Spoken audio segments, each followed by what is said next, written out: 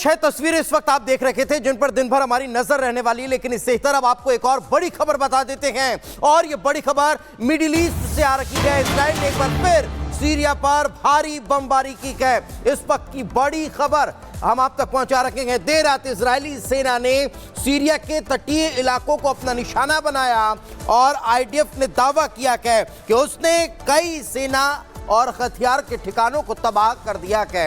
ये कोई पहली बार नहीं है। इससे पहले 6 दिन पहले भी जब सत्ता परिवर्तन हुआ तब भी इसी तरह के हमले देखने को मिले थे और एक बार फिर ये हमले हुए हैं। जो जानकारी है वो ये बताई जा रही है कि मोहम्मद अल बशीर को सीरिया का नया कार्यवाहक प्रधानमंत्री चुने जाने के बाद से लगातार हमले जो हैं वो तेज होते हुए नजर आ रहे हैं और इजराइल की लगातार इस तरह की कार्रवाई को लेकर कहा यह जा रहा है कि इजराइल किसी भी तरह से कट्टरपंथियों को पनपने नहीं देना चाहता है और यही कारण है कि सीरिया में लगातार हमले किए जा रहे हैं। सीरिया के तटीय इलाकों को न सिर्फ निशाना बनाया गया बल्कि जो हथियारों के भंडार हैं वहां पर भी ताबड़तोड़ कार्रवाई की गई। बिल्कुल दीपेश, गुड मॉर्निंग भारत में आगे बढ़ेंगे। दरअसल संविधान को अंगीकृत के हुए, स्वीकृत के हुए अब देश को 75 साल हो चुके हैं और अब संसद के दोनों सदनों में इस पर चर्चा के बीच बड़ी खबर यह है कि आज राज्यसभा में संविधान पर चर्चा होनी है। चर्चा के लिए 11 बजे का वक्त तय किया गया है। बीजेपी की ओर से कई सांसद इस चर्चा में शामिल होंगे। जेपी नड्डा, अमित शाह सदन में आज बोलते हुए नजर आएंगे। निर्मला सीतारमण, सुधांशु त्रिवेदी को भी मौका मिलेगा। बहुत दिलचस्प क्या कुछ कहेंगे ये सभी सांसद, संविधान को लेकर सुनना अहम होगा। तो वक्फ बिल से लेकर मस्जिदों और मंदिरों के सर्वे तक ऐसे कई फैसले हैं जो देश में बदलाव ला रहे हैं, लेकिन इन बदलावों के बावजूद कई ऐसे कट्टरपंथी मौलाना हैं जो जहर उगलने का काम कर रहे हैं और इसमें एक नाम सबसे ज्यादा देखने और सुनने को मिल रहा है, वो है अरशद मदनी का, जिन्होंने एक बार फिर विवादित बयान दिया और इस विवादित बयान के बाद चर्चाएं तेज हो रही हैं। इसी से जुड़ी एक रिपोर्ट आपको दिखाते हैं।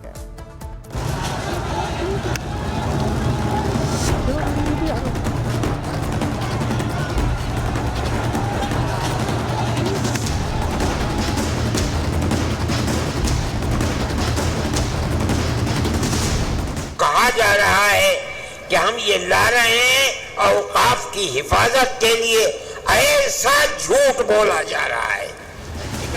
मौलाना अरशद मदनी अपने बयानों को लेकर हमेशा चर्चा में रहते हैं और सरकार के फैसलों के खिलाफ जाने में तो इन्हें ज्यादा ही मजा आता है। आजकल इन्होंने वक्फ बिल को लेकर सरकार की खिलाफत करने का मन बनाया है, क्योंकि संसद में बिल पेश होने के बाद मौलाना मदनी को इस बात का अंदाजा तो हो ही गया कि सरकार के आगे टिकना मुश्किल है। तो आए दिन वो इस बिल के नाम पर अपना जहर फैला रहे हैं। हम ये ला रहे हैं औकाफ की हिफाजत के लिए, ऐसा झूठ बोला जा रहा है। पंजाब में मस्जिदों के अंदर लोग रहते हैं, मुसलमान चले गए। इस कानून के एतबार से अगर वक्फ बोर्ड जाए और जाकर ये कहे कि इस मस्जिद को खाली करो, खाली करना पड़ेगा। लेकिन ये कहता है कोई जरूरत नहीं है। हमारा मजहब मरने वाला मजहब नहीं है। जिन्होंने हमारे मजहब को मारने के लिए अपने तीरों तुफंग चलाए हैं, वो खुद मिट गए। गवर्नमेंट और मुल्क की फिरकापरस्त ज़हनियत मजहब इस्लाम को बदलना चाहती है, खत्म करना चाहती है, यकसा सिविल कोड को लाना चाहती है। वो लोग इंशाअल्लाह नाकाम और नामुराद होंगे और मजहब इस्लाम इंशाअल्लाह जिंदा रहेगा। वक्फ बिल पर मौलाना मदनी की शिकायतों और आरोपों की फहरिस्त लंबी है और वो इस बात को समझ चुके हैं कि अब सरकार अपने कदम से पीछे नहीं हटने वाली। लेकिन एनडीए की ओर दांव खेलकर वो सोच रहे हैं कि एनडीए के सहयोगी दलों से उन्हें कोई मदद मिल जाए। हालांकि ऐसा होना बहुत मुश्किल है। Bureau report, Republic Bharat. तो चलिए दर्शकों, गुड मॉर्निंग भारत में आगे बढ़ेंगे और बात जौनपुर की अटाला मस्जिद से जुड़ी एक बड़ी खबर की करेंगे। दरअसल आज जौनपुर की अटाला मस्जिद पर एक अहम सुनवाई होनी है। सीनियर डिवीजन कोर्ट ये तय करेगी कि आखिर अटाला मस्जिद का सर्वे कब होगा, कैसे होगा, इसको लेकर जो है वो मानक तय किए जाएंगे। आपको यह भी बता दें कि मस्जिद के सर्वे का आदेश पहले भी हो चुका है और आज बहुत अहम फैसला सर्वे को लेकर, बहुत अहम प्रारूप तय होगा कि आखिर कैसे जौनपुर की अटाला मस्जिद का सर्वे होगा। यानी कि संभल की जामा मस्जिद के बाद हिंदू पक्ष की एक और बड़ी जीत हुई है। जौनपुर की अटाला मस्जिद पर सर्वे को लेकर प्रारूप तय किया जाएगा। चलिए अब खबर आपको बता देते हैं मुंबई के दादर से, जहां पर एक विशाल प्रदर्शन हुआ और यह प्रदर्शन जो है वो विश्व हिंदू परिषद की तरफ से किया गया है। सैकड़ों की संख्या में विश्व हिंदू परिषद के कार्यकर्ता सड़कों पर उतर आए और प्रदर्शन करते नजर आए। आखिर यह प्रदर्शन किस बात को लेकर हुआ, इस रिपोर्ट में देख लीजिए।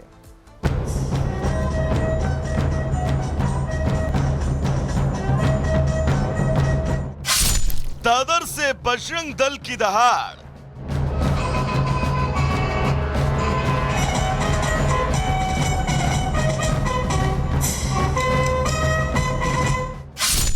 हिंदुत्व पर आर पार।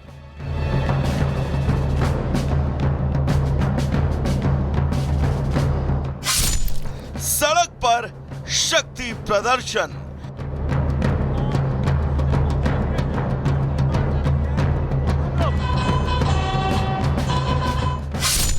वीएचपी कार्यकर्ताओं का एक्शन।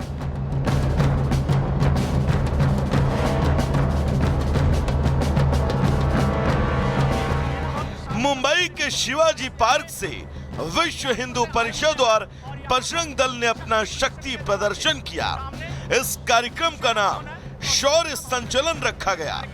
विश्व हिंदू परिषद अपने शौर्य दिवस के मौके पर इस कार्यक्रम का आयोजन कर रही थी, जिसमें हजारों की तादाद में मुंबई भर से बजरंग दल से जुड़े कार्यकर्ता पहुंचे थे।